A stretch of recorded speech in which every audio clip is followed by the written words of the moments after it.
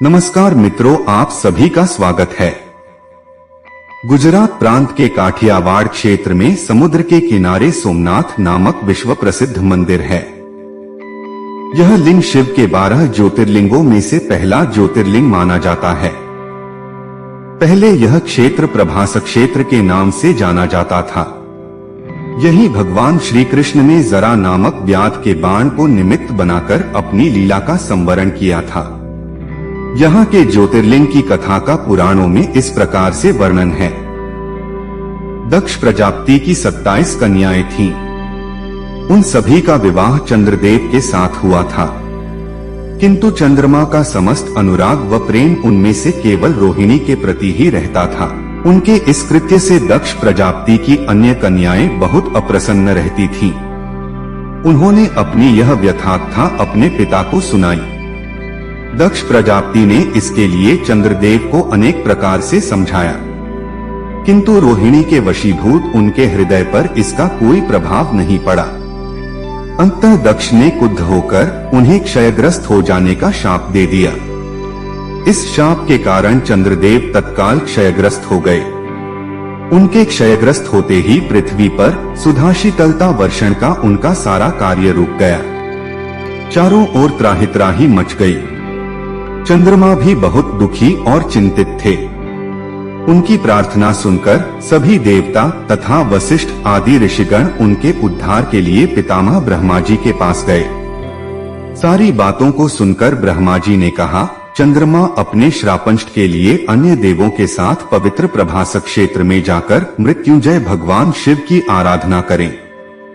उनकी कृपा से अवश्य ही इनका शाप नष्ट हो जाएगा और ये रोगमुक्त हो जाएंगे। उनके कहे अनुसार चंद्रदेव ने मृत्युंजय भगवान शिव की आराधना का सारा कार्य पूरा किया। उन्होंने घोर तपस्या करते हुए 10 करोड़ बार मृत्युंजय मंत्र का जप किया। इससे प्रसन्न होकर भगवान शिव ने उन्हें अमरत्व का वर प्रदान किया। उन्होंने कहा, चंद्रदेव, तुम शोक न करो, मेरे वर से तुम्हारा श्राप मोचन तो होगा ही साथ प्रजापति दक्ष के वचनों की रक्षा भी हो जाएगी। कृष्ण पक्ष में प्रतिदिन तुम्हारी एक कला क्षीण होगी, किंतु पुनः शुक्ल पक्ष में उसी क्रम से तुम्हारी एक कला बढ़ भी जाया करेगी। इस प्रकार प्रत्येक पूर्णिमा को तुम्हें पूर्ण चंद्रत्व प्राप्त होता रहेगा। चंद्रमा को मिलने वाले इस वरदान से सारे लोगों के प्राणी प्रसन्न हो उठे। सुधाकर चंद्रदेव पुनः 10 दिशाओं में सुधावर्षण का कार्य पूर्ववत करने लगे। श्राप मुक्त होकर चंद्रदेव ने अन्य देवताओं के साथ मिलकर मृत्युंजय भगवान से प्रार्थना की कि आप माता पार्वती जी के साथ सदा के लिए प्राणों के उद्धार के लिए यहाँ निवास करें।